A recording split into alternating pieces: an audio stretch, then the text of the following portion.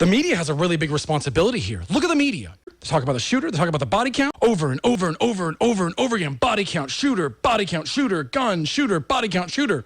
Come on, when is that going to change?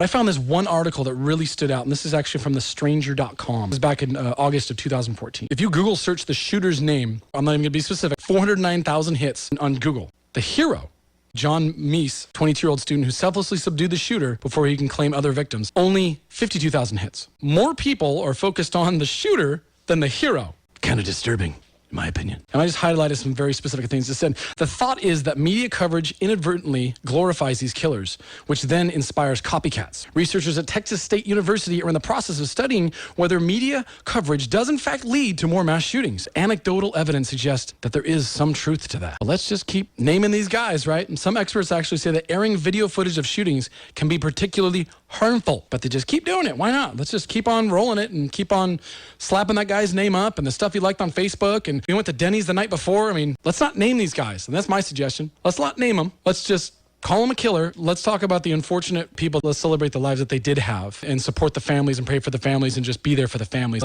Rather than focusing our attention or the consciousness of the masses on the shooter and the killer and the guns. Let's focus on that. The shooter, the killer, the guns. Keep focusing on that. The shooter, the killer, the guns. What else are you going to think about? Your subconscious is going to think about the shooter, the killer, the guns. Think about it. Garbage in, garbage out. I've read that in multiple books for food, but also the information you put in your noggin. Back in 2009, BBC interview, Dr. Park Dietz. And he said, we had 20 years of mass murders throughout which I had repeatedly told CNN and other media, if you don't want to propagate more mass murders, don't start the story with sirens blaring. Don't have photographs of the killer. Don't make this 24/7 coverage. Do everything you can not to make the body count the lead story. And if you notice that, it's always the body count. 10 killed in Oregon, 3 killed over here, 25 killed over there, 8 killed over here. When there really is a mass shooting almost every day, there's like 1 or 2 and 5 injuries. You don't hear about those. You hear them in maybe local news, but they're not broadcast through the masses and through the world. 10 dead in Oregon. Here's the guy's name. Here's what he liked for breakfast. Basic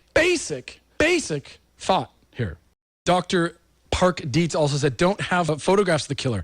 Don't make it 24/7 coverage. Do localize the story to the affected community and make it as boring as possible in every other market. Because every time we have intense saturation coverage of a mass murder, we expect to see 1 or 2 more within a couple weeks. Dietz also said, I've been on CNN at least 3 times saying, if you keep this up, we're going to have another one within 2 weeks. He's been right 3 times. Love him or hate him, but Anderson Cooper actually said this. This is a big, bold statement. He says, the media has a responsibility to balance the public's right to know with an ethical responsibility that takes into account the powerful role the media plays in influencing people's thoughts and people's actions.